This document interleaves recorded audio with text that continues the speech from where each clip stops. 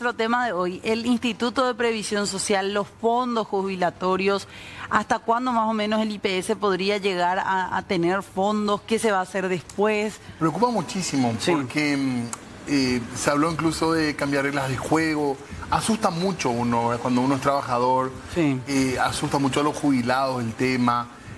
Yo entiendo que no hay intención de ser fatalista ni nada, pero es importante que la gente que maneja los números también anuncien los problemas que podrían llegar a futuro, para que esto no explote, o si va a explotar que sepamos lo que se viene también, porque puede ser de consecuencias muy graves para una apuesta social que hace el trabajador, que hace el empleador, que hacemos todos como país, para que la gente a cierta edad pueda descansar y disfrutar de toda una vida de trabajo. Y no tener que salir a las calles a protestar, como ya está ocurriendo en algunos casos por algunas organizaciones, sectores que ya se encuentran preocupados y diciendo queremos defender nuestros derechos, ¿verdad? Asimismo, los números hablan de que hay que hacer ajustes, eso es lo que dicen de un lado.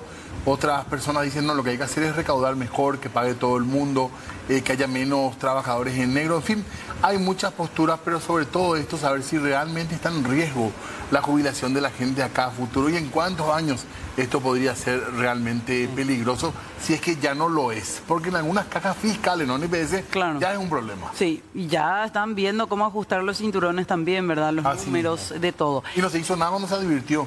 Y ahora se está advirtiendo en el caso de IPS. Así mismo, que es todavía más grande y que para mucha gente ha representado siempre una esperanza el IPS. Sí.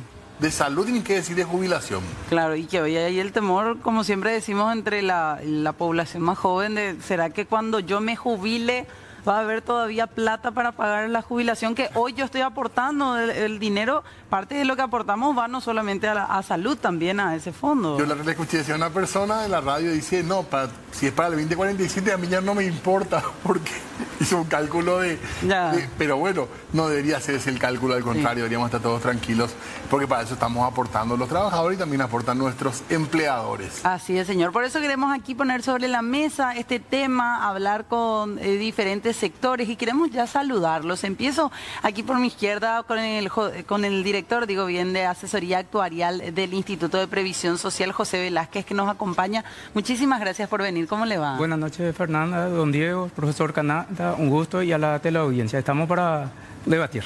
Bienvenido. ¿Hay números que tenemos que estar asustados o no están así, director? No, yo siempre trato de poner que esos números hay que darle dos puntos de vista. Uno, el punto de vista positivo.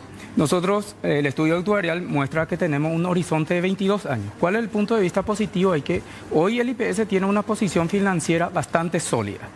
Pero ¿cuál es el lado negativo? El lado de la advertencia. Porque si no tomamos las medidas correctivas en tiempo y forma, vamos a estar apurados y eso no va a permitir realizar debates políticos, sociales, y mucho menos va a permitir implementar una reforma gradual. La reforma menos traumática y más aceptada socialmente son las reformas graduadas. Vamos a hablar de eso, es muy interesante y por más que nos den tranquilidad, no deja de preocuparnos por de pronto. Y es bueno también hablar, ¿verdad? Totalmente. Generar ya el debate previo. Huir no va a ser la solución. No, en definitiva no. Queremos saludar también, en este caso, al señor Gustavo Canata, él es vicepresidente de la Asociación de Jubilados del IPS. ¿Cómo le va? Bienvenido. Muy bien, muchas gracias por nuevamente la invitación.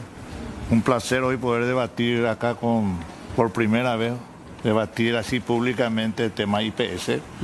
Generalmente han esquivado durante todo este tiempo y creemos nosotros que es un tema a debatir públicamente. Claro. Creo que no solamente desde el punto de vista de los jubilados, sino fundamentalmente por ustedes, lo que están aportando hoy. Como decía acá Diego, probablemente a mí ya no me va a alcanzar llegar a 2047, pero es importante que ustedes tengan la seguridad de que van a llegar y van a poder usufructuar lo que realmente han sacrificado durante 25 o 30 años. Claro. Director, yo quiero empezar por usted para que nos ilustre un poquito. Usted hablaba y decía hace unos días, uno de los principales problemas, si se puede decir así, ya se alcanzó en el 2020. ¿Qué pasó a partir de ahí en adelante? Bueno, primero quiero irme a una parte más teórica. Sí. ¿Qué es el informe actuarial? El informe actuarial es un informe técnico basado en matemática, estadística, economía, la ciencia actuarial y y toma variables económicas, demográficas, financieras, la carta orgánica del IPS y otra tanta variable, y utiliza un modelo matemático. El modelo matemático está basado en un modelo genérico de la Organización Internacional del Trabajo que se adaptó al caso del IPS, pero eso no se hizo de manera solitaria, digamos, internamente, sino tuvimos el acompañamiento técnico de la Organización Internacional del Trabajo, siguiendo un lineamiento internacional que es el ISA 2, que es el Estándar Internacional de Prácticas Actuariales. Bueno, un informe actuarial técnicamente tiene que mostrar 3 momentos críticos. Bueno, primero, vamos a pensar que empieza el seguro. Entonces, recaudamos aporte obrero patronal, y vamos a suponer que hay poco jubilado o que no hay jubilado. Entonces recaudamos, no pagamos, pagamos poco y sobra recursos. Entonces depositamos en un lugar, ese lugar le llamamos Fondo Común de Jubilaciones y Pensiones en nuestro caso. Ahí va todo lo que tenga que ver con el aporte. Sí, 12,5% del recaudo. Bueno, entonces se va depositando, después empieza a aparecer los jubilados. ¿Y qué se hace? Se recauda, se paga, sobra y se va depositando ahí.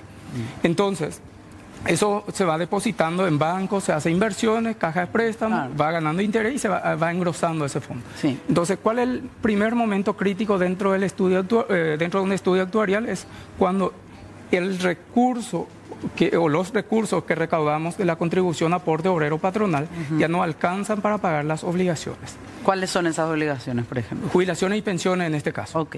Bueno, en este caso en particular, a partir del 2020, lo que recaudamos en concepto de aporte obrero patronal ya no fueron suficientes para pagar las jubilaciones y pensiones. Okay.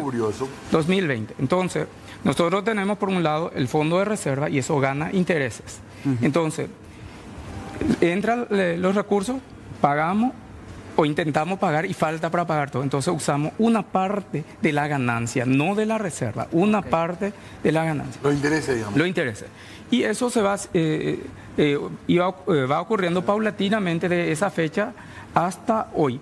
Para que puedan tener una idea, 2024 utilizamos el 33,9% de esa renta. Es decir, de la renta. No tocaron todavía la reserva. No tocamos. Entonces, sí. Nosotros recaudamos $100 millones, de eso utilizamos $39 millones aproximadamente. Y eso, y ahí es muy importante, si se cumplen todos los supuestos demográficos, financieros, económicos y montones de otras variables, y si no se toma la medida correctiva, vamos a seguir usando. ¿Y hasta qué momento va a alcanzar eso? Según las estimaciones, y no es un pronóstico cualquiera, sino son estimaciones basadas en ciencia, entonces se estima que se va a utilizar totalmente la renta en el 2035. Y ahí ocurre el segundo momento crítico. ¿Cuál es el segundo momento crítico? Cuando se empieza a utilizar la reserva propiamente dicha. Okay. Entonces, nuevamente insisto, si no se hace nada al respecto, si se cumplen todos los supuestos, a partir de ese momento vamos a empezar a usar recaudado en concepto de aporte obrero patronal, intereses más una partecita de la reserva, pero después se va a ir usando cada vez más y se estima que en el 2047 se va a utilizar totalmente la reserva. Ahí se acaba el asunto. ¿Y ahí se acaba qué? ¿Se acaba que usemos todas nuestras reservas? ¿Qué significa? Significa que nos quedamos sin ahorro. Significa que el único recurso que vamos a tener son las contribuciones aporte obrero patronal. Mensual. Y eso, la idea es 22 años, un tiempo prudencial. Entonces, advertir para que todos juntos, la sociedad, podamos debatir y no llegar a eso. Director, perdón, sí. Algo muy interesante que vos dijiste entre las cosas que estás contando además. Esta no es una opinión, esto es un pronóstico que se hace en base a datos estadísticos. Datos estadísticos. Por ejemplo, para que tenga una idea, una de las primeras variables que se usa son las variables demográficas, que por eso justamente nos retrasamos un poco en la presentación de los resultados finales, porque esperamos los resultados finales del censo. Entonces, ¿qué utilizamos? La esperanza de vida, utilizamos la tabla de mortalidad, utilizamos la fecundidad, la migración y a partir de ahí la población. Ellos tienen proyectado hasta el 2050, pero para cumplir con el estándar internacional nosotros tenemos que proyectar hasta el 2100. Entonces, mediante un convenio que tenemos con ellos, y hicimos una colaboración y ellos nos acompañaron para poder extender hasta el 2100. Y ahí le quiero detener. Estaba leyendo yo hace unos días, director, y usted me va a corregir si es así o no. En los próximos años, el bono demográfico de Paraguay va a ir descendiendo, o sea, va a descender la cantidad de personas jóvenes, aumenta la esperanza de vida, aumenta la cantidad de jubilados también, pero a la vez aumenta la cantidad de aportantes al IPS. Esa es más o menos la estimación que tiene. Bueno, es una pregunta muy interesante. Primero voy a referir a lo que dicen los compañeros del Instituto Nacional de Estadística, que nosotros caminamos hacia el envejecimiento poblacional, inclusive más acelerado que muchos de los países de la región. Vamos a tener tasa de fecundidad por debajo de la tasa de reemplazo, es decir, por debajo de 2,1. Entonces, esa situación hace que nosotros tengamos que analizar la esperanza de vida. La esperanza de vida va creciendo paulatinamente. ¿Eso qué significa? Que, para que tengan una idea, por ejemplo... Jacob Beta, vamos a vivir más. Jacob Beta. Bueno, hace 10 años la esperanza de vida era 4 años menos. ¿Qué implica eso? Que hay que... ahora? 75. 74 y 76. Sí, y 75 un promedio. Sí. Bueno, entonces, ¿qué significa? Que por cada 10 años más o menos hay que pagar casi 4 años más de jubilaciones. Claro. Y ahí es importante, quiero referirme a un tecnicismo importante que hay que entender cuando estudiamos demografía para aplicar el cálculo actuarial. Lo que solemos ver en las publicaciones es el indicador de esperanza de vida al nacer, pero nosotros monitoreamos la esperanza de vida a los 55, 56, porque a partir de ahí inicia la jubilación. Claro. Entonces, por eso, si ustedes comparan lo que nosotros publicamos, la esperanza de vida difiere un poquitito de la esperanza de vida al nacer. Claro, que publica el INE. Claro, porque nosotros nos basamos, ¿cuánto es la esperanza de vida a los 55, a los 56 y así sucesivamente? Pero basado en los datos estadísticos del Instituto Nacional. Ese sería el problema. Creo que acá, no sé, profesor, si hasta acá, sí, por supuesto. Indudablemente. ¿Estamos de acuerdo con el problema o no? La descripción del problema. El problema existe y hay cambios que se deberían hacer, ¿verdad? Pero hay que tomar en cuenta que cuando se hace un análisis actuarial como lo hace IPS, toman los parámetros que hoy se están haciendo, parámetros estadísticos. Sí. Pero ¿dónde está el problema? El problema está en la gobernanza, está en la administración. Hace como chiste hace poco me decía, vamos a hablar con el presidente Brita. ¿Y de qué vamos a hablar? De urología. Ese es nuestro problema.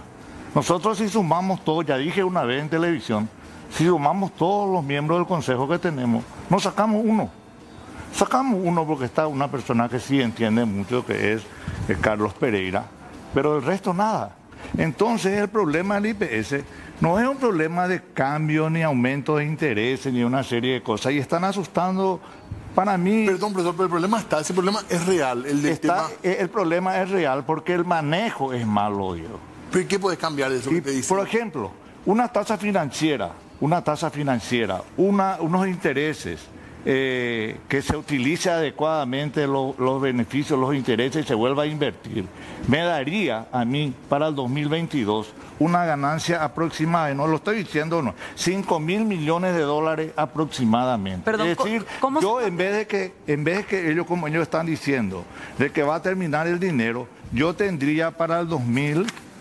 Para los 22 años que ellos están hablando, sí, yo tendría aproximadamente 7.000 millones de dólares, incluyendo los 2.000. Y no estoy contando la renta. ¿En qué cambio eso? Pero ¿cómo se hace el cambio? ¿Cuál es el cambio que proponen? Resulta que lo que ellos hacen es, por ejemplo, meten un dinero a una tasa muchas veces baja, cobran los intereses, tienen retenido, como por ejemplo ahora tenían 800.000 millones a la vista que no gana nada. Tendría que estar eso de nuevo invertido, ¿verdad? Entonces hay una pérdida tremenda de dinero para el IPS, no por una cuestión legal, sino por una ineficiencia de la administración. Problema de gestión. Problema de gestión. Y no lo digo yo en su propio informe, desde el 2020 dice que hay problemas de gestión, ¿verdad? En todos los informes de hace más de 20 años que sale la autoridad le dice que el problema es la gobernanza. ¿Y qué hacemos por la gobernanza? Resulta que nosotros tenemos personas que no están ni mínimamente capacitados para poder manejar el IPS. O sea, invirtiendo mejor este dinero, Claro. uno claro. va a poder tener... No lo digo, mira, yo tengo números hechos, números, que utilizando adecuadamente una ponderación del 70% de ese dinero para el... Para, 70% de las rentas o las de la renta de los 1.600 y algo, debería subir ese dinero a más o menos a 7.000 millones para los 2047 que ellos dicen. Y ellos dicen que van a empezar a usar la renta. Es decir, ellos sacan un informe actuarial manteniendo los mismos índices que hoy se están manejando. Claro, pero es para en base a eso empezar a ver la solución. Es tan loco como vos te vas a golpear la cabeza y volver a probar, te golpear la cabeza, te va de nuevo y seguís haciendo eso. No pensás un mínimo cuál es el cambio que tenés que hacer para poder modificar y salir del problema. Entonces lo que falta son iniciativas en la administración. No manejan la administración y después son muy burocráticos. Yo he trabajado con José, que es un técnico muy bueno. Yo le aprecio mucho al compañero José. Pero, ¿qué ocurría? Sacábamos conclusiones que tardaban 6 meses para las decisiones. ¿Entiendes? O sea, la decisión técnica está, pero la política es la que claro, falla. la política, la gente que maneja, la gente que toma las decisiones. Por eso que el IPS no es una cuestión de cambiar algunas cosas. Hay que cambiar estructuralmente, tiene que manejar gente que realmente conoce de economía y que pueda llevar adelante la institución como tienes. No puede negar, por ejemplo, que un medicamento que cuesta 2, 3 millones de guaraníes están comprando en 30 millones de guaraníes. No lo digo yo, pueden analizarlo. Pero el fondo de salud, digamos, ¿cuánto se lleva el fondo de salud de lo que se aporta? Bueno, en la ley establece que el 54.34% va para la jubilación y el 39.39% más o menos iba a ver al fondo de salud. Y iba un 6% para el fondo de administración. Pero por una ley que salió el año pasado, eso se modificó, es decir, en el sentido de que había un 2,5% que iba para el Estado de Salud, para el Ministerio de Salud Pública y el Ministerio de Justicia, y ese 2,5% fue de nuevo para salud. Ahora, una cosa más para no, porque es técnico y ya puede ser complicado. Las predicciones, ¿es solamente un análisis de lo que va a ocurrir, lo que hacen ustedes, o también ya se analizan propuestas para que esto no ocurra? Porque son dos hechos que hay que tener en cuenta. Claro. El fin del fondo primero, ¿verdad? De las reservas primero. Claro. ¿Eso ocurriría cuándo, decías, director? El fin de la renta. El fin de la renta se estima 2035. ¿Y de la reserva? 2057, 22 años. ¿57 o 47? 47, perdón. 47. Es un análisis, pero es un análisis que viene acompañado de medidas de ajuste también, ¿o no? Sí. ¿Cuáles? ¿Me permití agregar algo? Sí.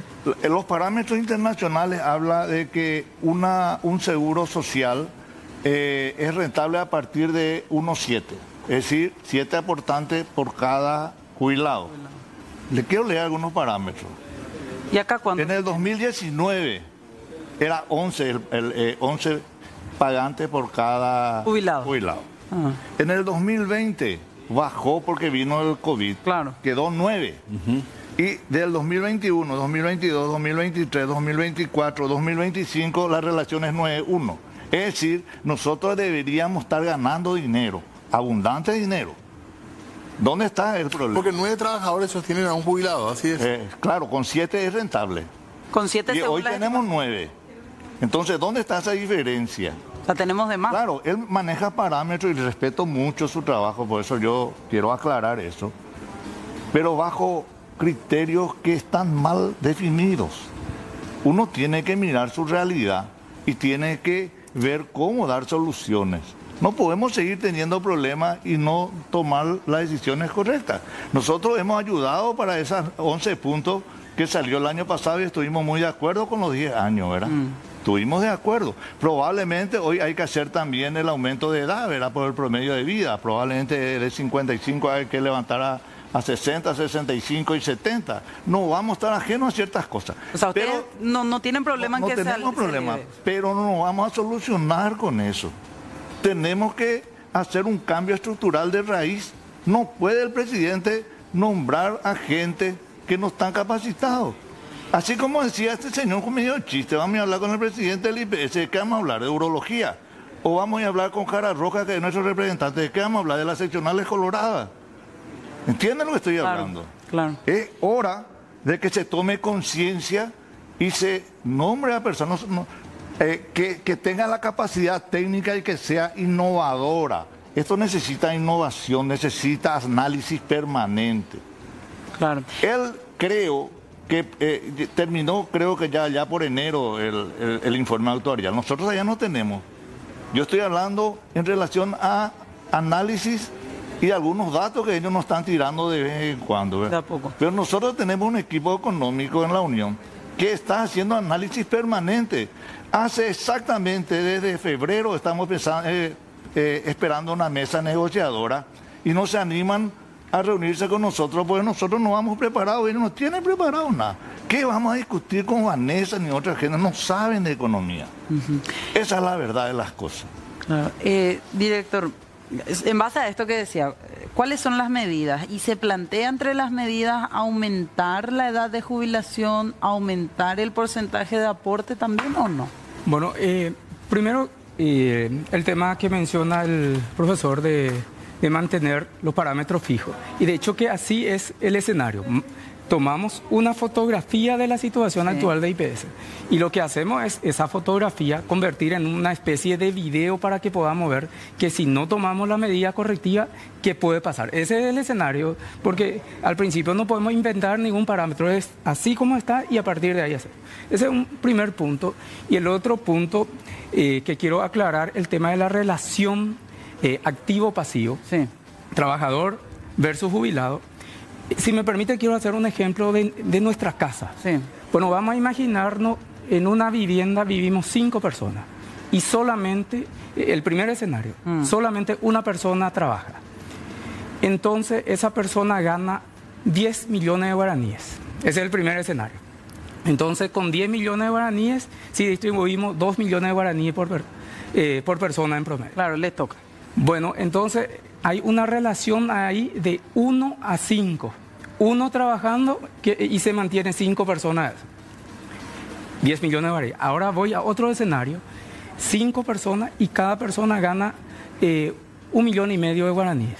No llega a 10 millones de guaraníes. Los 10 trabajan y sostienen menos a la familia. Entonces, no solo el número es una referencia demográfica, pero ¿con qué se paga realmente las jubilaciones? Con el dinero. Entonces, puedo tener 10 personas. Pero están ganando todos poco. Ganan poco, pero mis jubilados ganan mucho. Y en general eso ocurre porque los trabajadores activos solamente se ajustan por ley lo que ganan exactamente el salario mínimo. Lo otro no. Sin embargo, por el lado, y no quiero entrar en polémica, sino quiero ser bien claro técnicamente nomás. Por el otro lado, por el lado de los jubilados, el 100% recibe ajuste por jubilaciones y pensiones cada año, es decir, tomando IPC al cierre de diciembre. Bueno, respecto a la pregunta, si se analiza el escenario, primera pregunta que me hicieron, si analizamos modificar la edad. Y no, y me explico por qué.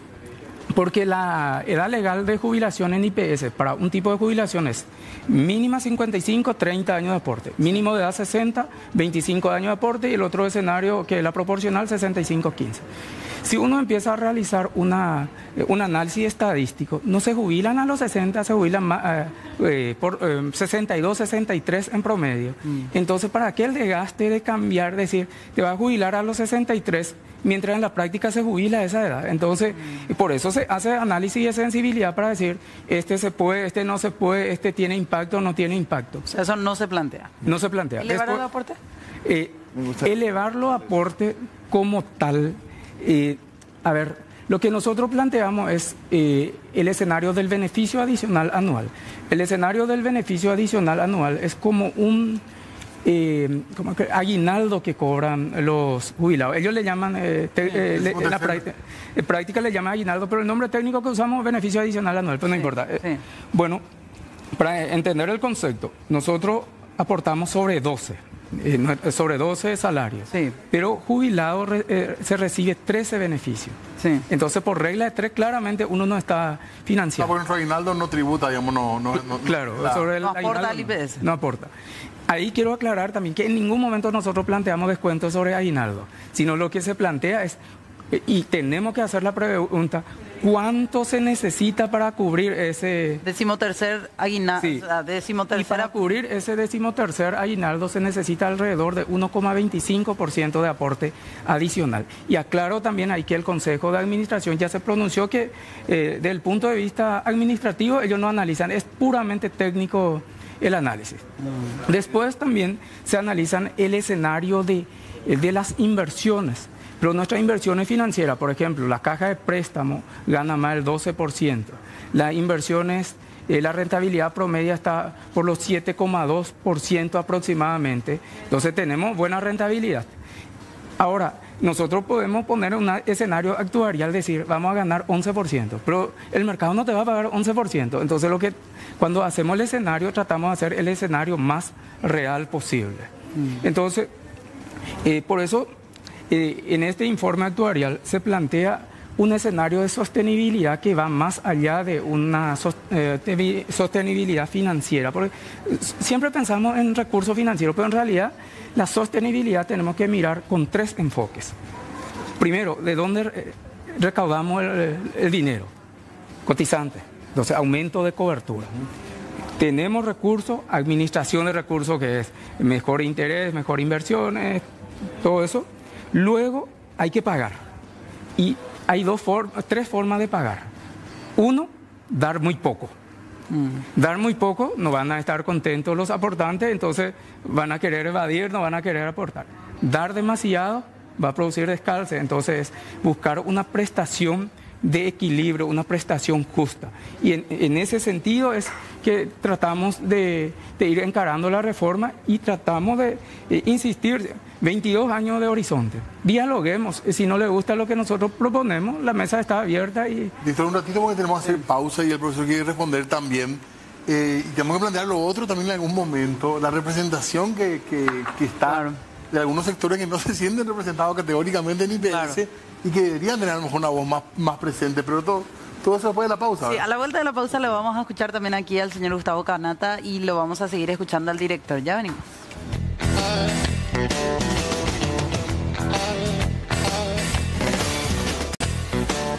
Muy bien, seguimos hablando un poco del futuro, de las jubilaciones y si alcanza o no alcanza el IPS, básicamente. Sí, que justo queda el tiempo para tanto que queremos charlar, ¿verdad?, de este tema. Aquí ¿Cuándo te vas a jubilar? No quiero ni pensar, ni quiero hacer el cálculo. Tengo poco aporte todavía, te cuento. Un camino largo todavía. Un camino largo todavía. ¿Y vos, Diego? Yo tengo todavía un poquitito, pero son más o menos 8 años que tengo que estar aportando. Sí. Aportando todavía 8 años. Sí, y para llegar justito 25,60. O sea, justito voy a llegar. Está bien. Pero estoy haciendo, tenemos que cuidar IPS entre todos, ¿verdad? Claro. Y por ello, por esta generación también, la de ustedes, ¿verdad? 9 años de aporte tengo yo. Bueno, pero hasta llegar... Quiero llorar cuando escucho el cálculo, cuando escucho lo que dice aquí el señor Gustavo. Nosotros, al menos en mi generación, era una idea de que no pensar mucho en la jubilación. Hoy yo creo que hay que insistir con esto para que todos aportemos realmente. En realidad debería ser diferente. Yo creo que, mira, yo tengo años de estudio en la universidad, soy profesor universitario, jamás se tocó tema jubilación IPS o de ningún tipo de seguro. Yo creo que así como la ley, la constitución o algo, nosotros tenemos que saber nuestros derechos en términos sociales. Claro. Y creo que en algún momento el IPS hubiese hecho algún tipo de campaña, de promoción, inclusive ir a la universidad y explicar un poco cuáles son sus derechos en términos... Pero a muchos trabajadores nos pasó que nos obligaron a entrar al IPS. Claro. Nosotros no queríamos entrar, porque preferíamos cobrar ese 10%. Claro. Usted decía, yo quería tocar un poco y contestar un poco el tema de José. Yo sigo insistiendo que es un problema de gestión. Sí. En Paraguay, de acuerdo a los datos estadísticos, tanto del Ministerio de Trabajo y al mismo tiempo el Ministerio de Industria, hay 450.000 empresas, chicas, medianas y grandes, de los cuales están aportando solamente, y es un mérito de ellos también porque está en el orden de 67.000 en el año 2024, debido a un trabajo conjunto con el Ministerio de Trabajo, levantaron a 81.000. Entonces estamos hablando de una evasión casi del 90%. Estamos hablando de 1.700.000 trabajadores y orgullosamente estamos felices por cobrar a 900.000. Entonces es un problema de gestión. Es decir, es más fácil pedirle a papá el dinero que salir a trabajar, ¿verdad? ¿Y si se cobra a todos los trabajadores? Y ahí es dinero por bolsa. Por el 70%. Y hoy vamos a suponer de que vos llegue a 1.300.000, 1.400.000, estaríamos hablando en el orden prácticamente el doble de los ingresos. Llegaríamos a unos 250 millones de dólares mensualmente, ¿verdad? Y la relación jubilado ya pues, iríamos a unos 19 a 20 contra 1. Es decir, tendríamos 50 años para... Hoy es 9 a 1 y sería 19, 20 a 1. Sí, y hoy, en teoría, de acuerdo a la teoría, y él le puede decir internacionalmente, con 7 a 1 es rentable. ¿Y de dónde sacan ellos ahora? Pero con 7 a 1 decía, ganando los 7, bien. Claro, bien. Pero ¿qué ocurre ahora? 9 a 1. La pregunta que yo le hago es, ¿dónde va ese dinero? Hace poco nomás el tema Banco Atlas y todo ese tema, ¿verdad? Se hizo una demanda por... una licitación que se hizo de un hospital que tenía que hacerse, se fueron la Contraloría, se fue la Fiscalía, encontraron solamente el cimiento y ya se pagó el 100%. Entonces díganme si no es un problema de gestión, díganme si estos directores que están en el Consejo valen la pena. Algún momento los diputados o senadores tienen que llamar a un consenso con técnicos y hacer los cambios necesarios. Perdón, pero realmente no se habla de aumentar el aporte, Ya, de aumentar, sí, ¿verdad? A nivel, Sí, por sí. eso, el criterio técnico decían sí, pero el Consejo de Administración ya dijo no. No, el Consejo de Administración no. Pero igual, vamos, si no queremos hablar en términos de aumentar el aporte, también deja una evidencia clara que para calzar ese beneficio adicional anual se requiere el equivalente a 1,25%. Disminuir el porcentaje. Aumentar los ingresos. Claro, Aumentar pero los ingresos. disminuir el porcentaje que va al Fondo de Salud no es tampoco opción. No, porque son fondos totalmente intransferibles, cada uno tiene su propio recurso. Claro, pero no se habla de modificar absolutamente eso tampoco. No se habla. Pero ¿y cuál es entonces la solución? Lo que decía, que las empresas en su gran mayoría vayan formalizándose más. Claro. Lo que sí, a ver, vamos a hablar de... O sea, no es un trabajo, perdón, director, no es un trabajo de una sola pata. Claro, es un trabajo multidimensional, digamos, pero vamos al punto. Acá hay que... quiero hacer nuevamente una ecuación pequeña. Nosotros aportamos de cada salario 12,5%. Sí. Entonces, para que vean nomás lo importante de pensar en una reforma más profunda, aportamos 12,5%, entonces 12,5 en 2 años son 25, entonces en 8 años, si miramos anualmente, completamos 100%. ¿Por cuántos años se aporta en promedio? Por 25 años. Entonces, cada 8 años completamos el 100%. Entonces, en 25 años completamos 3 salarios completos, digamos, el 100%, si calculamos por la proporción. Ahora, ¿qué recibimos nosotros como beneficio? El 100%. ¿Por cuánto tiempo? Por 22 años. Entonces, aportamos aproximadamente 25 años, 12,5, recibimos el beneficio entre 22 a 25, inclusive más tiempo. Entonces, para que calce, si miramos directamente como una capitalización directa, hay que ganar más del 70%.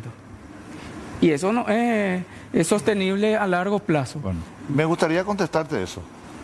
Lo que pasa es que ustedes miran solamente el aporte y se olvidan que mi dinero está trabajando 30 años en el sistema financiero. ¿Cuánto ganó mi dinero? Sí, gana. Cuando yo entré, probablemente el capital del IPS estaba por los 500 millones. Y recuerden ustedes que más de 800 millones de dólares se fundió con el tema de las caídas de los bancos, ¿verdad? Que es una cuestión muy ajena al IPS. ¿Entienden? Por eso yo te digo, y digo porque hemos hecho análisis, ustedes tienen que mejorar su ubicación financiera. Ustedes esperan que se cierre el contrato y ven dónde van a colocar. Ustedes tienen que hacer un plan por lo menos a 10 años. Salen los intereses, ese día ustedes tienen que colocar el dinero. están perdiendo. No, desde el año 2023 al 2025, ustedes están manteniendo aproximadamente 1.000 millones a la vista. Eso es pérdida para los socios. Y ustedes hablan de pérdida. No, ahora pues vamos a seguir perdiendo. ¿Cuánto se coloca? ¿Cuánta plata hay colocada ya? Y prácticamente todo lo que están disponibles se está colocando. Por lo menos... ¿Aproximado? Aproximadamente no manejo esa parte de inversiones, pero sí se coloca, el ejercicio, por ejemplo, vence el depósito y ya se va colocando, no ocurre así como plantea el profesor. Hoy se le decimos a la gente que tiene, ¿hasta qué edad hoy no tendría que tener problemas para jubilarse y vivir de su jubilación unos buenos años? ¿Cómo? Ese cálculo de fondo, ¿hasta cuándo va a dar? La gente que tiene, ¿qué edad puede estar tranquila, digamos? Porque una persona de 20 años yo no sé si puede estar tranquila hoy. No, y para mí que es diferente el análisis. Todos pueden estar tranquilos y todo intranquilo depende... Pero si en 47 no decide... No, pero imagínate el escenario que vamos a suponer, y ojalá que no ocurra, que se dé ese escenario. Entonces, la persona que hoy tiene 80 años, lastimosamente es poco probable que llegue a esa fecha. Claro. Entonces va a decir, voy a tener recursos y no me importa, pero va a tener hijos, nietos. Sí. Entonces, de alguna manera afecta a todos. Claro. Y si hoy salimos a recaudar a todos los trabajadores, ¿se acaba el problema? No se va a acabar el problema, porque lo que va a ocurrir es que... Hay que cambiar consejos, amigo. No hay otra forma, hay que cambiar la ley. No hay otra forma, roban demasiado. Pero ¿por qué no se va a poder si se hace lo que dice Diego? Lo que va a hacer es empujar el problema. Más adelante. Más hacia adelante. Sí, vamos a ganar algo, vamos a tener recursos, pero acá, ¿qué va a pasar? Nosotros cada vez, el diseño inicial estaba previsto pagar una jubilación de 12 años aproximadamente. Ahora pagamos el doble y cada vez va a aumentar la esperanza de vida. Entonces, hoy va a salvar la situación. Pero si no implementamos esa reforma que no queremos hablar, entonces, ¿qué va a pasar? En el futuro va a ser mucho más catastrófico eso. No hay otro camino. Claro. Lo que nosotros tenemos que hacer es, cierto, yo estoy súper de acuerdo con ustedes, hay que aumentar la cobertura, sí, tener más recursos. Hay que mejorar alguna cosa, seguramente sí, de las inversiones. Hay que cuidar las prestaciones, sí. Pero eso no quita el problema de que hay que pensar de fondo. Porque se me está dando la razón estructural, tienen que cambiar todo. Va a seguir envejeciendo la población. Las inversiones financieras tienen límites. No podemos pensar ganar tasa más allá de lo que puede pagar el mercado. Y ahora vamos a meter también en la ecuación algo que no tenemos control, pero sí tenemos que tratar de prepararnos para enfrentar esa situación, el envejecimiento poblacional que empezamos a hablar del comienzo. Ahí hay un concepto que hay tres temas: el envejecimiento, el bono demográfico y el acervo demográfico. El Paraguay tiene acervo demográfico, población joven hoy en día. El bono demográfico tiene que ser población joven trabajando, que en el futuro va a tener una protección. Entonces, hoy nosotros tenemos acervo demográfico. Si nosotros no creamos la condición para que aumente la cobertura, población envejecida, cada vez menos posibilidad de aumentar la cobertura. ¿Y qué va a pasar? En el futuro más jubilados. De hecho, que en este informe se proyecta el siguiente escenario, que y siguiendo así como está, al final del 2100 vamos a tener el doble de aportantes. Sin embargo, vamos a tener casi 10 veces más de jubilados. Ese es el escenario que se proyecta. Bueno, le agradecemos, director, por una cuestión de tiempo nada más. Para ir cerrando, señor Canata, por favor, porque nos estamos ahí cortitos ya de tiempo, lastimoso. Y solamente agradecerle, ¿verdad?, esta oportunidad. Nosotros venimos desde la Unión con Jubilados luchando justamente, no precisamente por nosotros ya probablemente no vamos a tener problemas, ya no vamos a llegar al 2047, Diego, pero estamos velando por ustedes. Lastimosamente que cuando peleamos, pareciera que a los sindicatos, a los trabajadores no les importa este tema. Es como si dijimos hace un rato, nadie le da importancia hasta cuando le falta unos 3 o 4 años para jubilarse. Claro. Se debería tomar conciencia de este tema y apoyar fundamentalmente, hacer los análisis con criterio científico, no político, y llevar adelante los cambios necesarios para que esto permanezca en el tiempo. Totalmente. Esto Imagínense, Europa calculan que para el año 2035 ya no van a, por ejemplo, España ya no va a haber españoles, son todos extranjeros, ¿verdad? Y tienen prácticamente 0.02 creo que de aumento poblacional. Y están teniendo graves problemas con el seguro social. Nosotros deberíamos mirar también a largo plazo, claro, y no estar haciendo administración, como se dice, apagajuego, ¿verdad? Totalmente. Deberíamos mirar para adelante y hacer los cambios necesarios con criterios científicos. Totalmente. Gracias. Gracias, profesor. Muy amable. Gracias a ambos. Tenemos que hacer una pausa. Breve pausa y ya volvemos. Okay.